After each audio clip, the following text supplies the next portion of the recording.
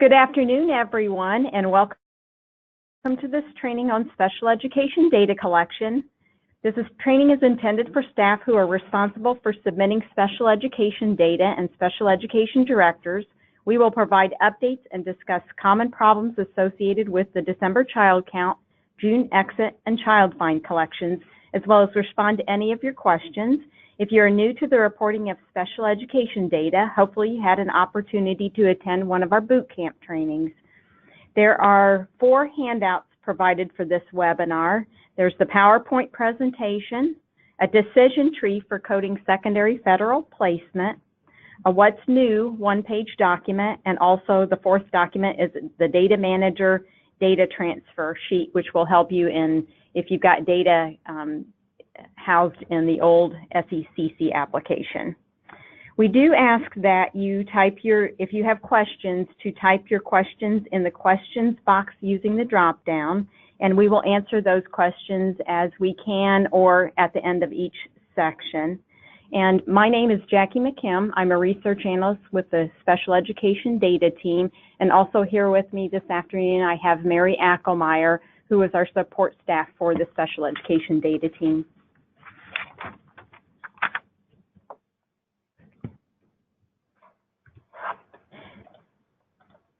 This is a reminder that ODE follows and adheres to the following non-discriminatory policy. Please contact ODE at the numbers listed on this slide if you have questions. And this is what we're going to be going over today. We estimate roughly about 2 hours for this webinar, might be less, depends on how many questions we get. And again, like I said, if you have questions, please type it in the questions box and using the drop down, and we'll answer your questions as we can. These are the major objectives of today's training. And so the first thing I wanted to talk to, data is collected is considered confidential. It's protected by FERPA, which is the Family Education Rights and Privacy Act, and also the Oregon Identity Theft Protection Act, and then finally in some cases HIPAA, which is the Health Insurance Portability and Accountability Act. Loss of protected data can have a financial impact to your school, district, or ESD, including fines and the cost of remediation.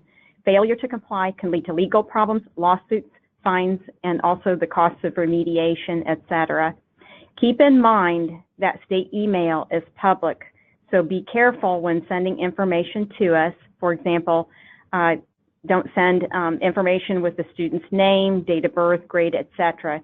It is, however, okay to send the SSID only with 0 personal information attached to it via email. If you do need to send information to us that includes confidential information, you will want to send that to us via secure file transfer. And if you don't know how to do that, please just contact a member of the data unit and we'll help you, assist you with doing that. So the ODE help desk, I wanted to talk about next. If you're having difficulty with submitting your data, you can call the help desk for technical assistance submitting your data.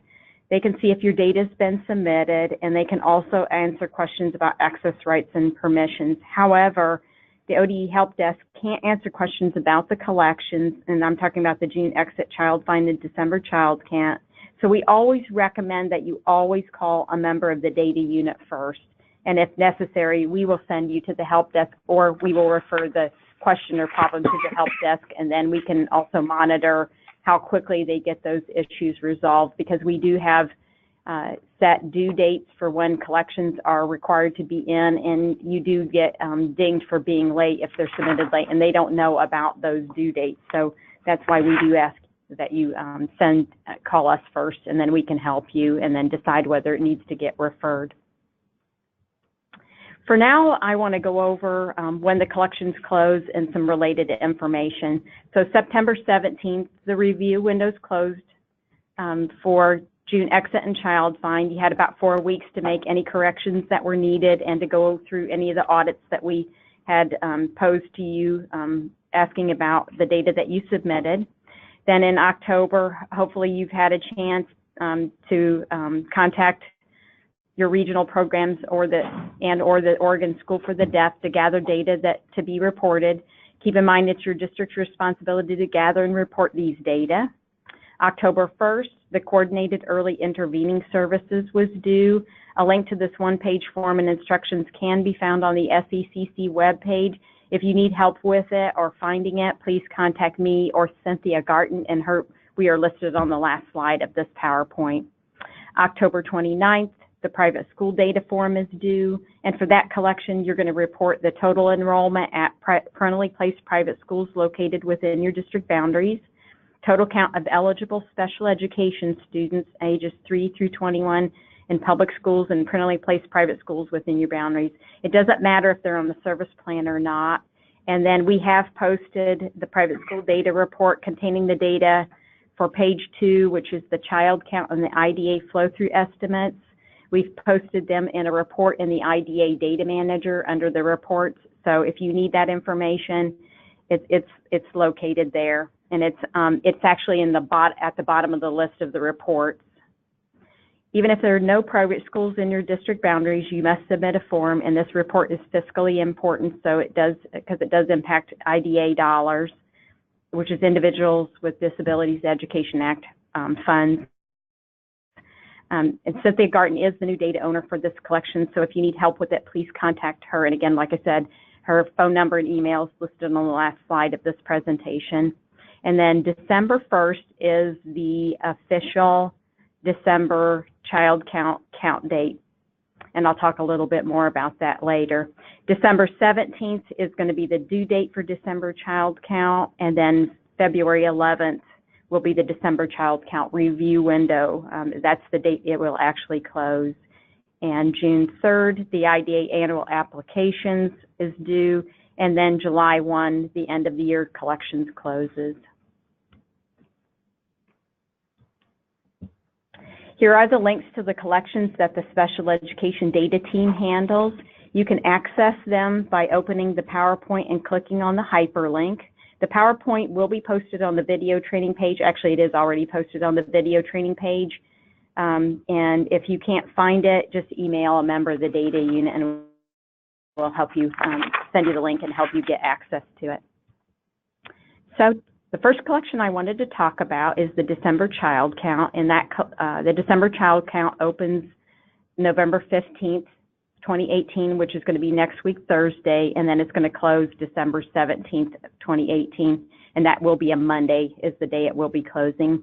I'm the data owner for that collection, and then the review window is going to open January 17th, 2019, and then it will close February 11th of 2019.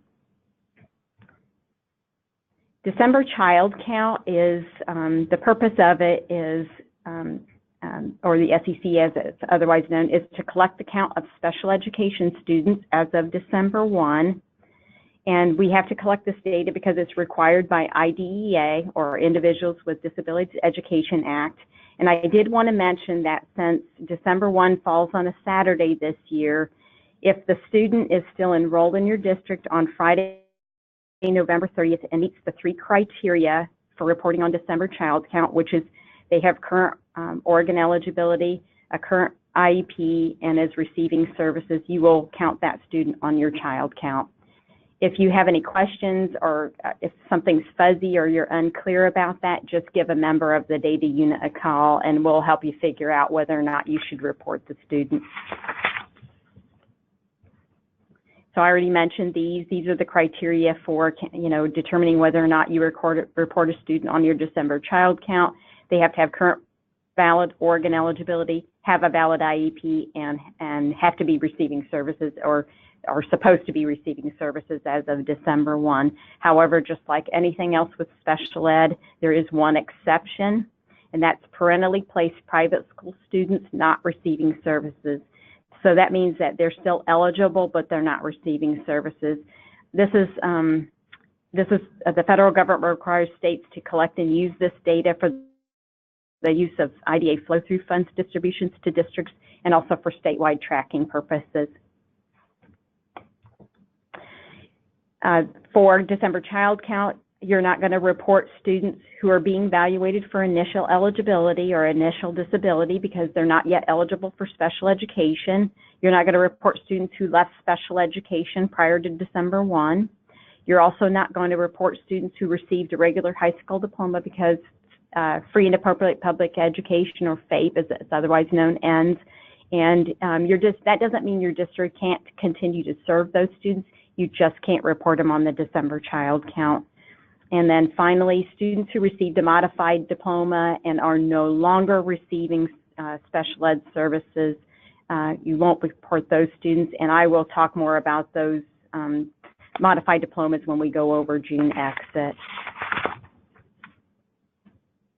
Who is responsible for reporting? The resident district, which is generally where the parent or guardian resides, reports generally. And then, however, there are also some exceptions. So parentally placed private school students, if the school is located within your district boundaries, then you must report those students within those private schools located within your boundaries. Charter schools also, again, if they are within your district boundaries, then you must report students that attend there. Open enrollment, if the student is accepted in an open enrollment slot in your district, you report those students, and they do become your district's responsibility for providing FAPE once you accept them in an open enrollment slot. And inter-district or interagency transfer agreements, the attending district reports. That's a written agreement involving the parent and a guardian with another district, within a district to serve the student for the resident district. But like I said, the attending district now reports the inter-district or interagency transfer agreement. How are the data used? We are, of course, reporting to the U.S. Department of Education. We have a number of federal reports that we're required to submit per IDEA.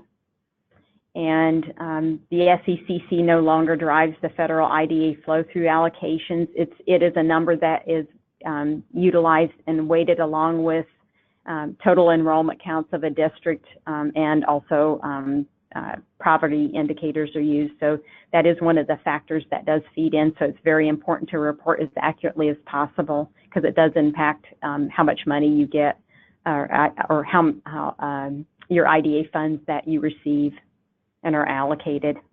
And also, finally, the data is used on the Special Education Report Card and also the Special Education Systems Performance Review and Improvement Reporting System, SPRI, as it is otherwise known.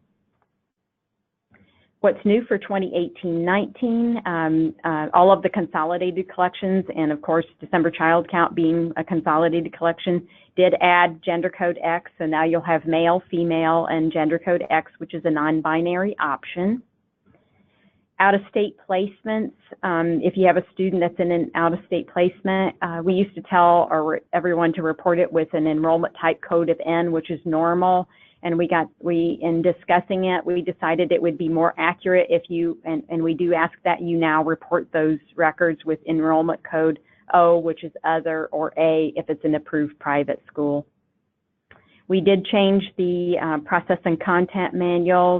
What used to be the appendices, which listed all of the state program IDs, long-term care and treatments, JDEPs, YSEPs, hospital programs, etc. We now have separated those and put them into a separate document called the P&C, or Process and Content Supplement. And the reason we did that was because we wanted to produce a single manual for the Process and Content Manual, one manual annually, one time a year without any updates. And then that allows us to continuously update that P&C supplement with any institutions that need to be added or removed from the list, so you know who's out there, and to help you report the institutions for which you serve students. And then finally, the final submission form. We do ask that you report that or submit that by the due date that is listed on the form. That includes June exit as well, so December child count and June exit does have a final submission form, and like I said, we do ask that you submit that by the due date. And if you're having any difficulties or problems, please contact a member of the data unit. And you are able to scan and email that to us now, so hopefully that makes things a bit easier. So some of the problem areas for December child count is claiming students that are not eligible on December 1st. So you want to make sure that they meet those 3 criteria for reporting: current Oregon eligibility, that they have an IEP in place, and they are receiving services or supposed to be receiving services. And we also caution you when you're adding students via web submission, if you've already approved your reports and status tracking, make sure that there aren't any errors on that record that you're submitting. Sometimes you don't, since you've already verified your reports, you may not realize that you've submitted a record with errors, but usually though you do get a call from us before the collection closes letting you know that. And then another item is not reporting Oregon School for the Deaf students or the wrong placement. So you'll want to contact the Oregon School for the Deaf and find out if you've got students there, because you may be unaware that they are out there because they've been there for several years, and sometimes they fall off the district's radar. And then also ask about what placement they're in, because there are some students live there and some students only attend during the day, and that does impact what placement code you use. And finally, again, I already mentioned the final submission form. Please try to get that in by the due date on the form. Another one, and this one I like to talk about because it's very confusing, the secondary federal placement sometimes poses a problem, and you do have a handout, which is that handout decision tree for reporting secondary federal placement. The first page is for early childhood special ed students. The second page is for school age. So secondary federal placement only applies to early childhood special ed students and age 5 kindergartners. So if they're age 5 on December 1, you will need to report a secondary federal placement code on them. So I always tell people, keep in mind that the kindergarten classroom in this instance is considered an early childhood classroom. So in deciding which code to use, the easiest way is to first look at the amount of time the student spends in the early childhood classroom. Again, early childhood classroom, also kindergarten classroom. If it's greater than 10 hours, it will be an M code. Think M for more. If it's less than 10 hours, it will be an L code. Think L for less. Then second, think about where the student receives their services. If it's 50% or more of their services are provided in the early childhood or kindergarten classroom, then it will be an M1 or L1 code. If it's less than 50% of their services in the early childhood or kindergarten classroom, then it will be an M2 or an L2 code. So I always like to talk about that, like I said, because that does it is kind of confusing. It does pose a problem. It's a requirement the federal government added a number of years ago, and I always like to talk about it to kind of clarify things a bit. If you do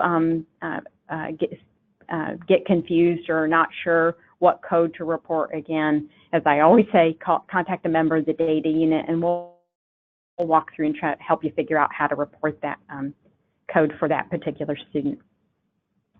So I'll pause a moment and see if we have any questions.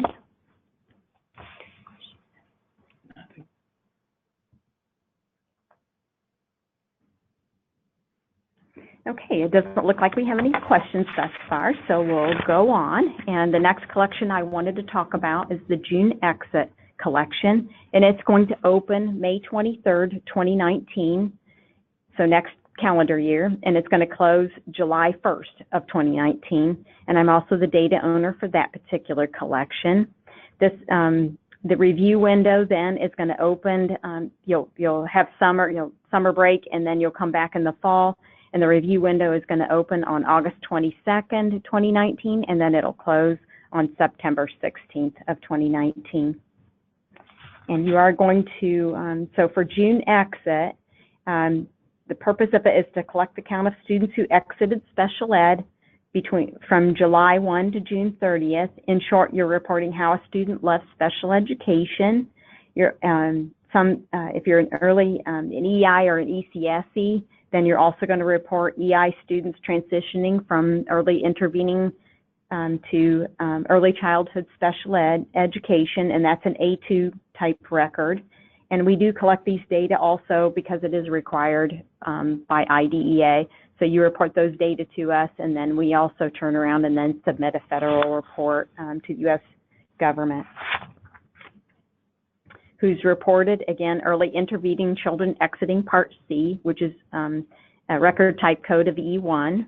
Early intervening children successfully transitioning to ECSE, or early childhood special education, which is a record type A2. Early childhood special education children exiting special education or transitioning to school age, which is an E2 record. School age students exiting special education, which is an E3, and then other types are optional. So in the last several years, you were able to, districts were able to also include what we call active, which is going to be your A1 and A3 type records, and also agency serving code 80 are allowed to be uploaded in the import. We don't look at any, we won't, as it was last year, we won't be looking at any of those optional records. We do screen, though, the other types of the required records, and you may have audits on them during the review window.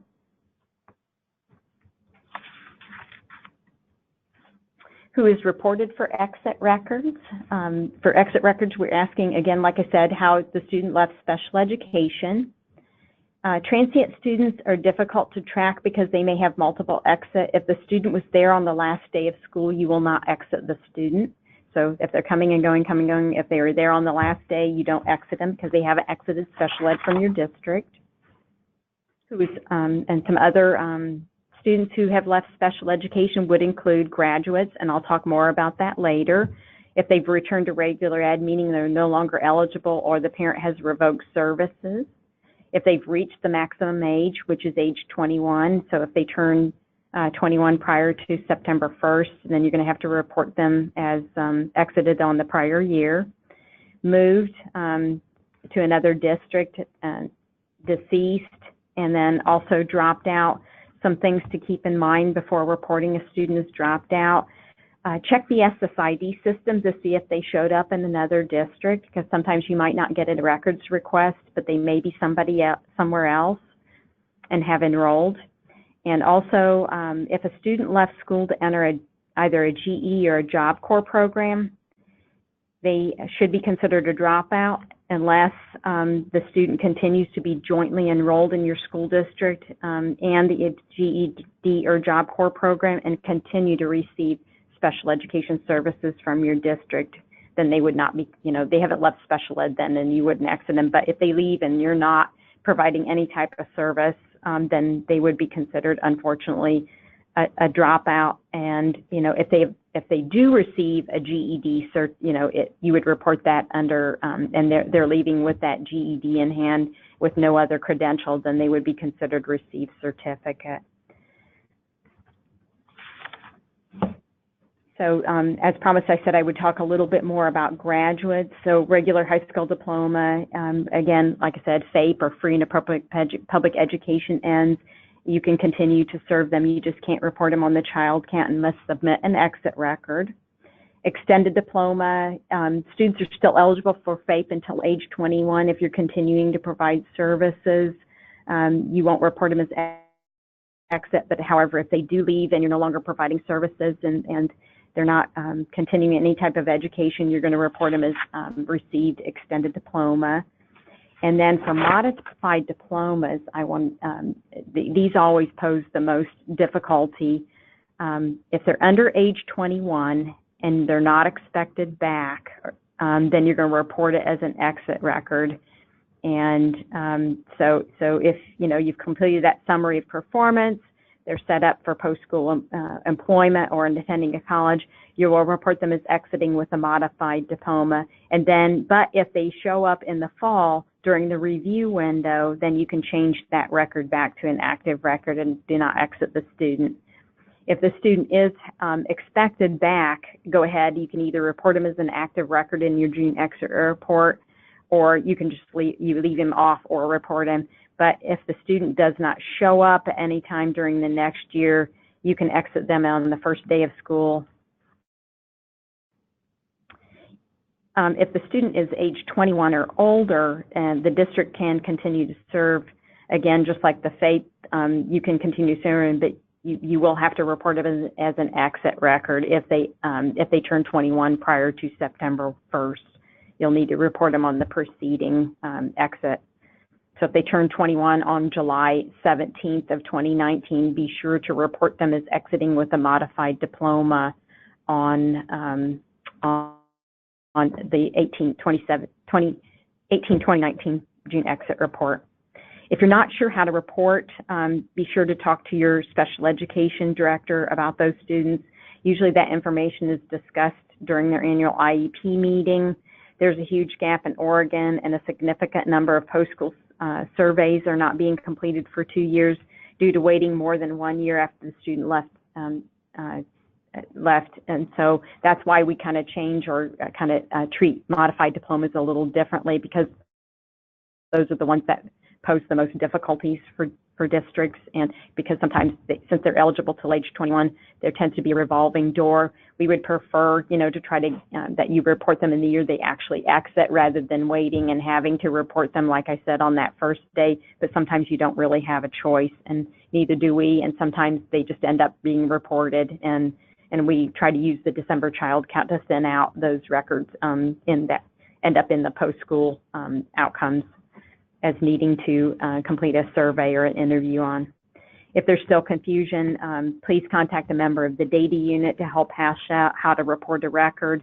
Like I said, these are always very confusing. And Senate Bill 20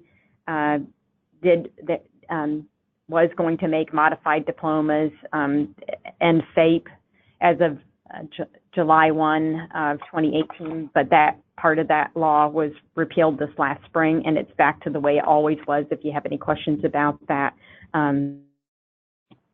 everything's back to the way it was before. They're eligible for FAPE until age 21.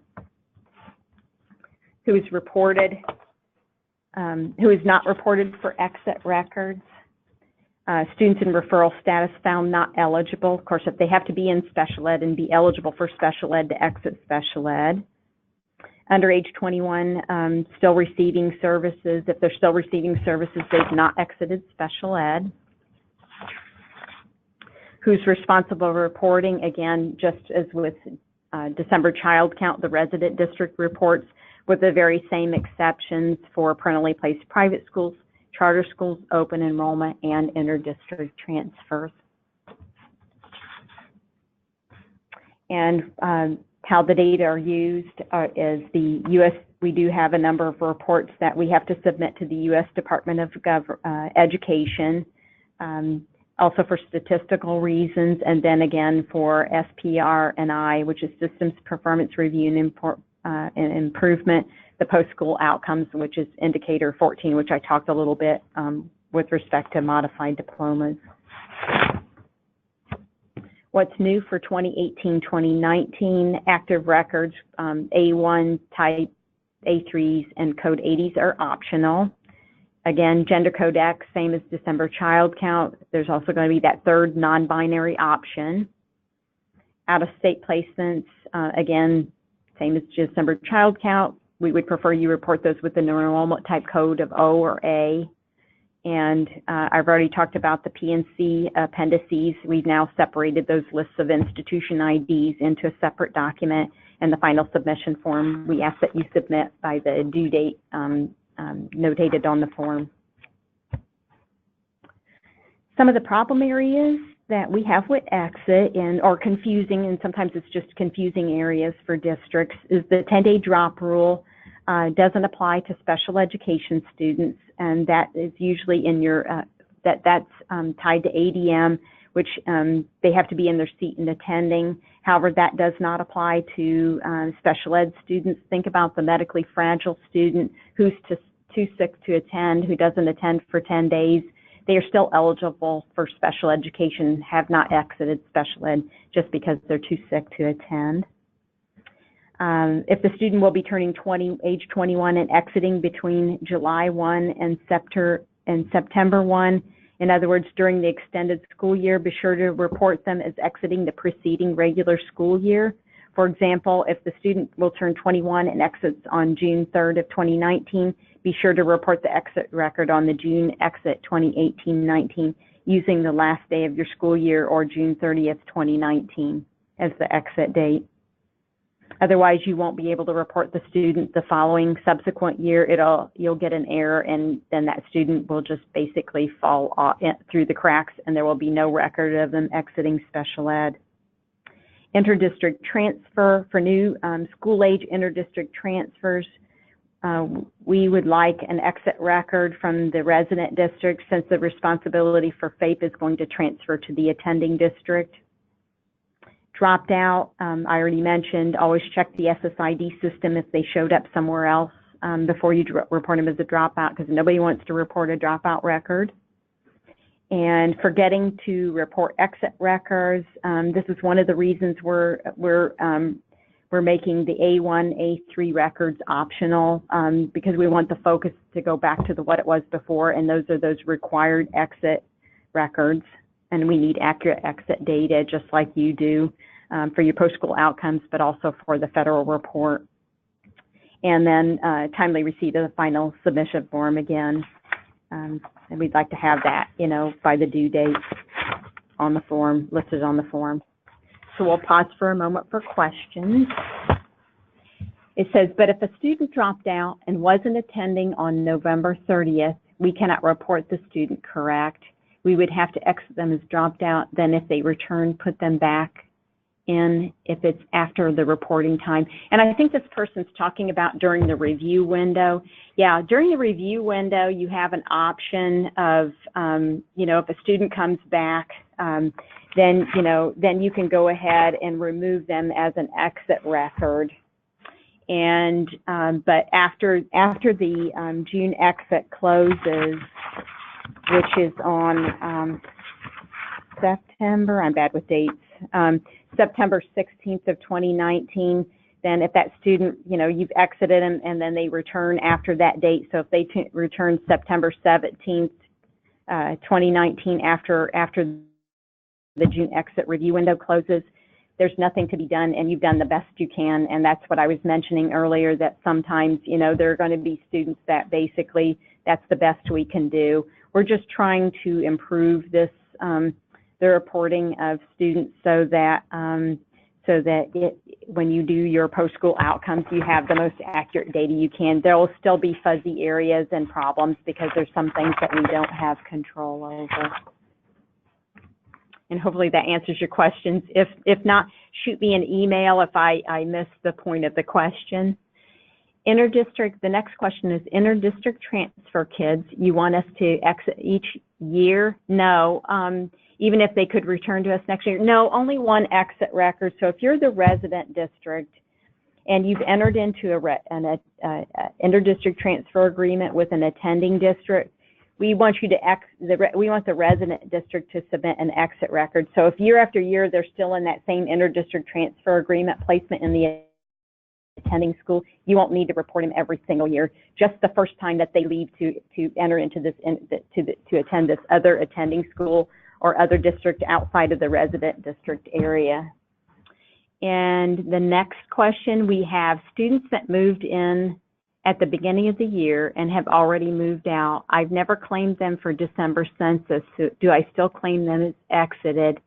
If they were there between July 1 of 2018 through June 30th, 2019, and you provide, they had current organ eligibility, had an IEP, and they were receiving services, and you were providing services to them, yes, you will report them on your June exit report. It doesn't matter if they were there, if they were there or not on December 1, because they could be there for 1 week, and you were providing services to them. You will still need to report a June exit record for them. And then I think that's it for the questions for June exit for now.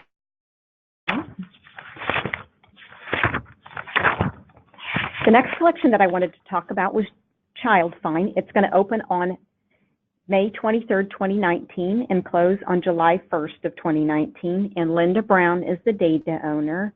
And then just like the June exit, same dates, it's going to open on August 22nd, 2019 and close on September 16th of 2019.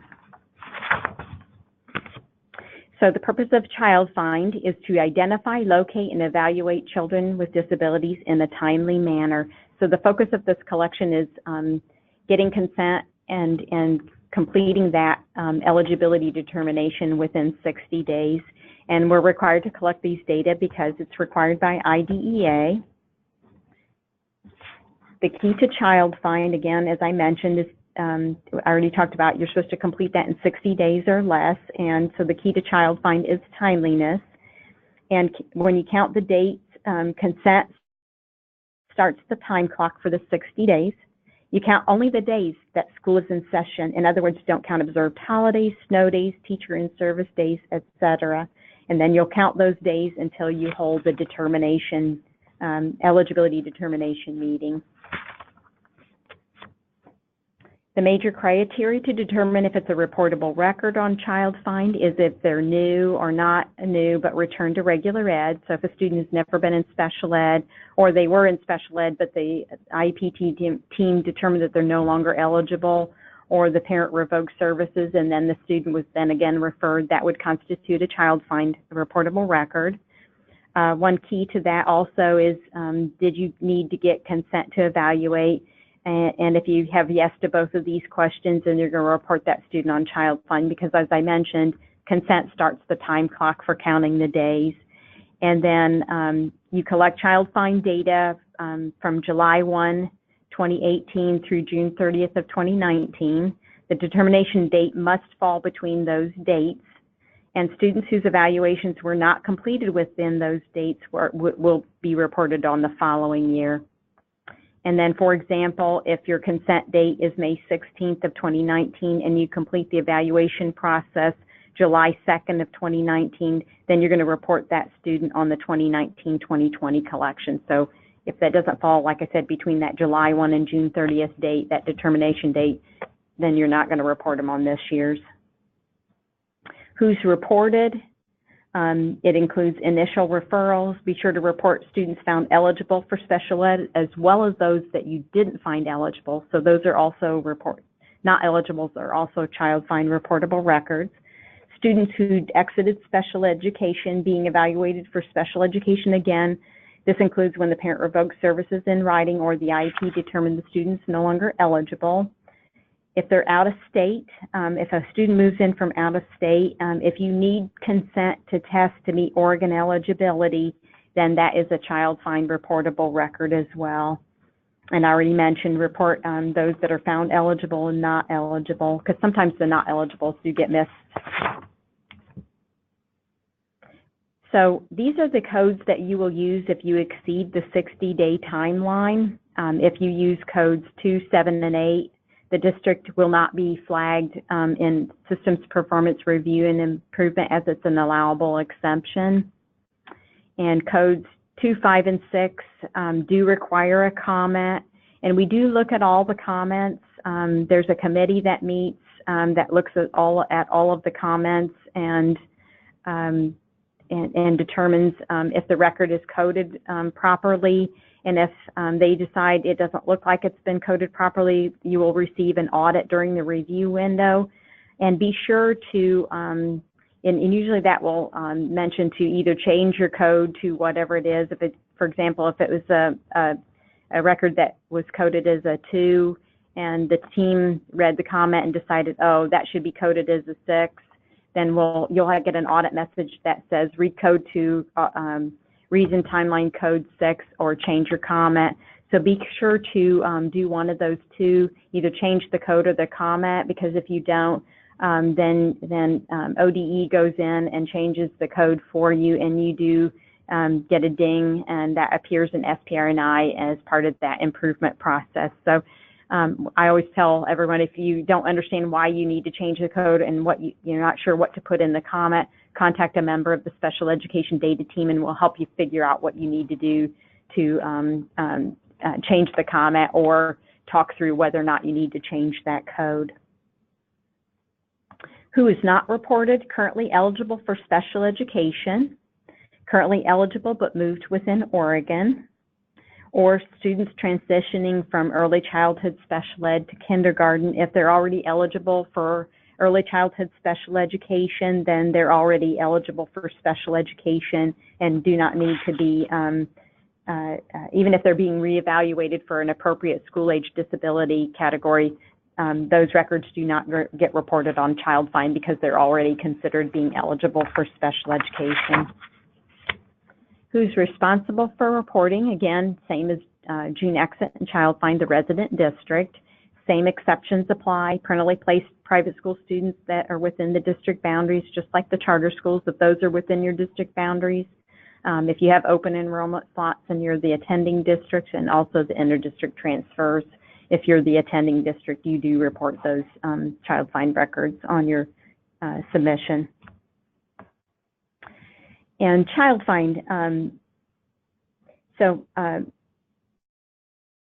student demonstrated chronic absenteeism and withdrawal from school, and this prevented testing within the 60-day school days. This was an actual comment that we had on a child find record that was submitted to us.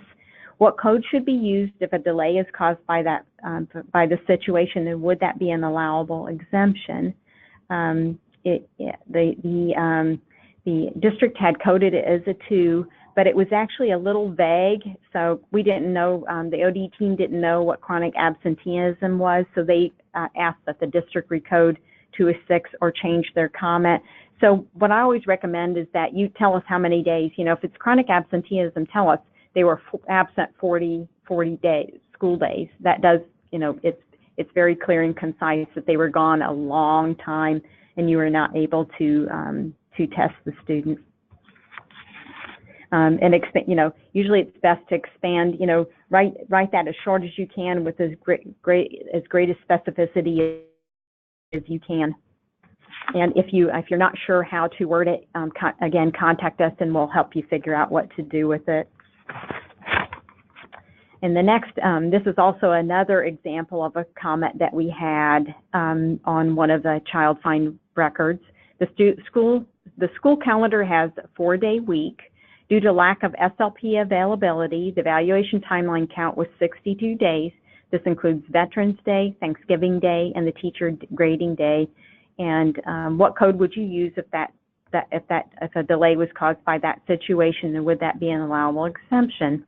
And the answer to that is, of course, that it's an inaccurate count because this person, accidentally counted holidays and also their teacher grading day where they didn't have students, so school was not in session on those days, and so we put an audit comment in that they had miscounted the days and they were actually under the 60 days and didn't need to submit a reason timeline code. And then next, I wanted to talk about how the data are used, and that's, again, just like child find and June exit, we're reporting to the U.S. Department of Education, and this refers specifically to the State Performance Plan Indicator B11, and for the Oregon Department of Education, the target is 100%, just like it is for you. And you do get those exemptions, so those don't count, but anything outside of codes 2, 7, and 8 do require that you get those done within 60 days. Excuse me. SPR&I, and also the Special Education Report Card.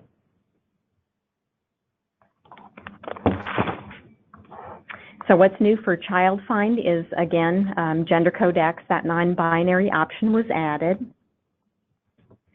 And that was the only change for child find. Problem areas, stops and starts, and that's basically restarting the 60-day school day timeline, essentially extending the deadline by finding the student ineligible and then signing a new consent to evaluate. So the district shouldn't restart the process because you don't have all of the information to complete the eligibility determination. So in other words, determining the student not eligible while awaiting the receipt of a medical statement. You want to make sure you wait until you get all of the evaluation information in that you were required to do to make the eligibility determination. So, so be very careful about doing that. Lack of response to recode and audit. I've already talked about that. Be sure to call a member of the data unit if you're not sure why we're asking you to recode that or change your comment, because we can help you with that, and we don't want anyone to get dinged for inaccurate data. And then IDA does require a comprehensive evaluation in all areas of suspected disability, and evaluations that are completed in 2 days or less, we always provide an audit any districts who get that done, and it may be true, and don't worry if you do get it done within 1 or 2 days, just confirm the audit and don't make any changes. But just if you do, everybody equally gets an audit message. But we always do that because sometimes we want you to check your dates because maybe somebody transposed the numbers and reported the incorrect date. Any questions about child find? And it looks like we do have one. We wouldn't claim them on the child count, though, if they dropped out before December 1st. Yes, that is correct. If they dropped out before December 1st, then you will not report them, because as of, to report a student on December child count, they have to, as I mentioned earlier, they have to have current organ eligibility, they have to have an IEP, and they have to be receiving services on December 1 in order for you to report them. So good question.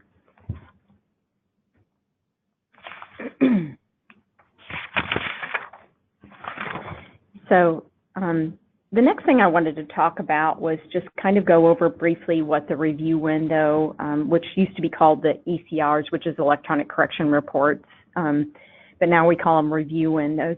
And the purpose of that is for data cleanup. And so for the regular collection, we always ask that you don't submit placeholder data. And the purpose of this review window, as I said, is to clean up data, not for submitting your original data to ODE. It's a correction period that you can make revisions to the data without penalty. You can add records, delete records. And in addition, after a regular collection closes, we screen for potential errors and provide audits to you to help with cleanup. And the review window periods are always, child find and June exits always in the fall, August and September. December child count is always after New Year's, about mid-January, and it runs through February. And for all of those, you have about 3 to 4 weeks to do data cleanup, including reviewing and addressing audits. And so when the review window opens, you'll log into Consolidated. You go into the district webpage, log into Consolidated, and then you'll select the collection. So the example I'm using here is the June Special Ed review window, 18-19. And then from the flyout menus, you can select error management and then review audits. You can also click on, there's tabs that appear once you select the June exit review window from the flyout, and you can use the tabs, but you can also use these flyouts to select. Then next, once you select error management review audits, then in the review window screen, you will see an audit count, which indicates how many records have the respective audit type. It'll have the audit type, which tells you what kind of error it is. And then finally, there's an audit description, which defines the audit type. And I always tell people, don't pay a lot of attention to these. It's just putting in a category. It's more important that under action, just click on the word review to reveal the audit details. And then under the audit details, pay close attention to the audit comment. Those comments are messages from the special education data team indicating why the record is being flagged as a potential error or warning. If you're not sure what the comment means, again, call a member of the data team for assistance. It's best not just to confirm it if you're unclear about what to do about it. Click on the green check mark, and then if you need to make a change, click on the green check mark to review the record. And then once you've corrected or made changes to that record, you can click confirm on the top left, and that will save your corrections, and the records will then disappear from your audit list. So that takes me next to data quality. I wanted to talk about, submitting timely and accurate data and what will happen, unfortunately, if you don't submit on time or submit accurate data. And timely means just that, that you've submitted your data by the due date, and this includes verifying your reports and sending us the final submission form by the due date listed on the form. Since we are now allowing forms to be scanned in email, hopefully submitting the final submission form by the due date is much easier than it was in the past. But if you do have problems or extenuating circumstances, please give us a call, and we'll work with you to make sure that you don't get dinged for being late if somebody has a medical emergency or something like that. If we have to open a collection for you to finish or for you to verify your reports, unfortunately, your submission will be considered late. And again, we don't want anybody to be late, so we always send out listserv messages, and we always start calling districts at least a week or so in advance to let you know, to give you a heads up the collection's closing in a week. And as always, if you're having difficulties or need help, please call a member of the data team. We are here to help you. Accurate data. Accurate means just that. You've submitted accurate data.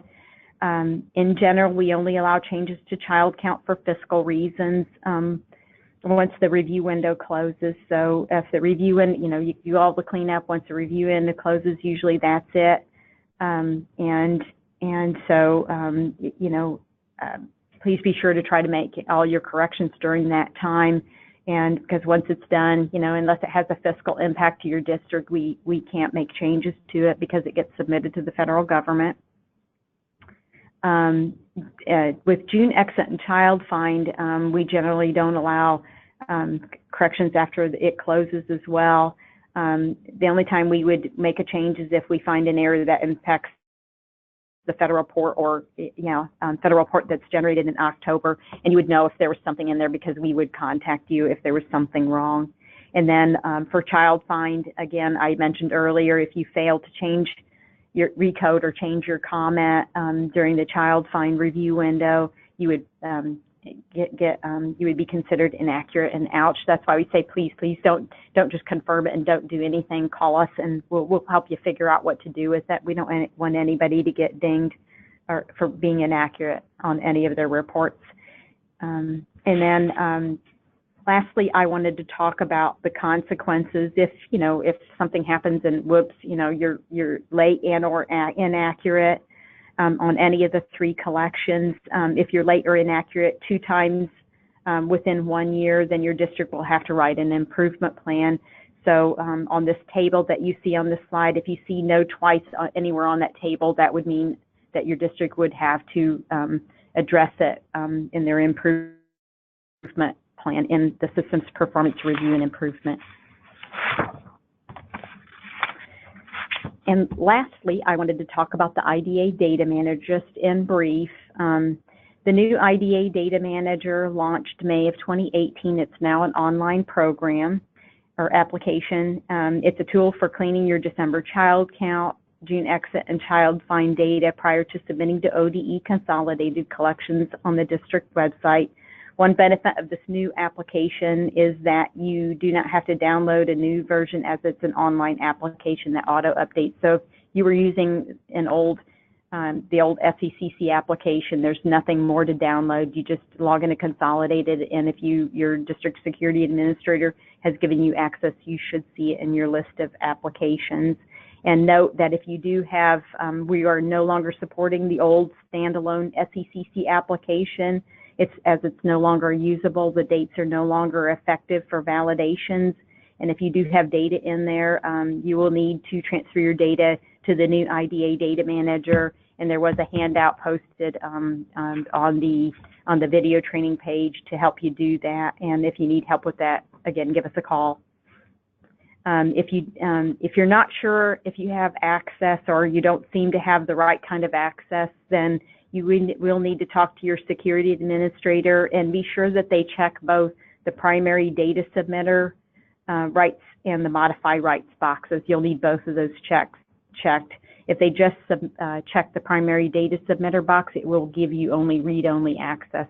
So you'll need both of those. The modify rights will give you edit rights, and you'll need to have both of those checked to utilize all the functions in the IDA Data Managers. And I wanted to mention that browsers that work well with the new IDA Data Manager include Firefox, Google Chrome, Edge, and Safari. ODE is moving away from supporting Internet Explorer as it's being replaced by Microsoft Edge, And with the new IDA Data Manager, the Internet Explorer tends to be a bit buggy, even though it works well with consolidated collections, and it still does.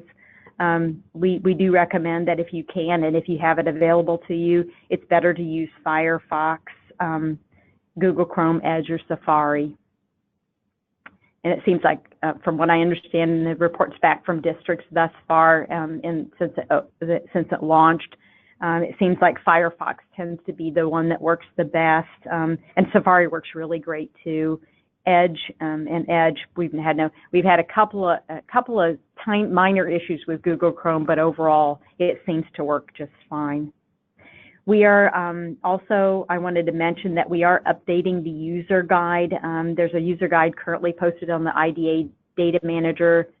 When you log in, the main dashboard, we're working on getting the user guide updated with additional items, and should be posting that in a week or so. And we are also developing short videos. They're each approximately about 5 minutes long that demonstrates will demonstrate all the basic functions of the IDA Data Manager. And then there will also be additional resources within the application, which includes frequently asked questions as a help section with contact information, links to manuals, and much more. And with the videos, those are coming soon. We've got a couple of videos that we're getting ready to post that will be out there that goes over some of the basic functions of navigation. But like I said, there are more coming, and we should have those in probably about a week. But we'll send out listserv messages to let you know when those are ready and viewable.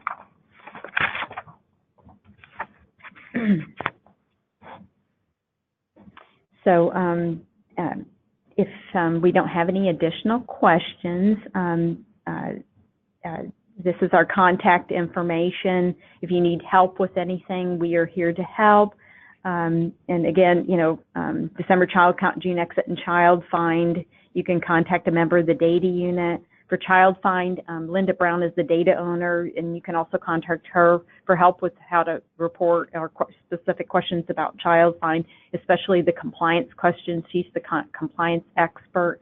So if you have an odd or unusual or not sure, that you're following, procedural compliance, she's the go-to person to call. Customer service is important to us, and so whatever we can do to help, please let us know and contact us, and we'll help answer your questions on any of these 3 questions. And so with that, thank you. We appreciate all your hard work. Enjoy your day. If you're attending the post-school, never mind, that doesn't apply to us. There will be a short survey after the webinar, and so we're going to be emailing that to attendees. So if you could respond to that survey, we'd really appreciate. As always, we try to, we like to know what we're doing well, but we also like to know what would be helpful or what we can do to change and make webinars more effective and better. So with that, thank you and have a great day.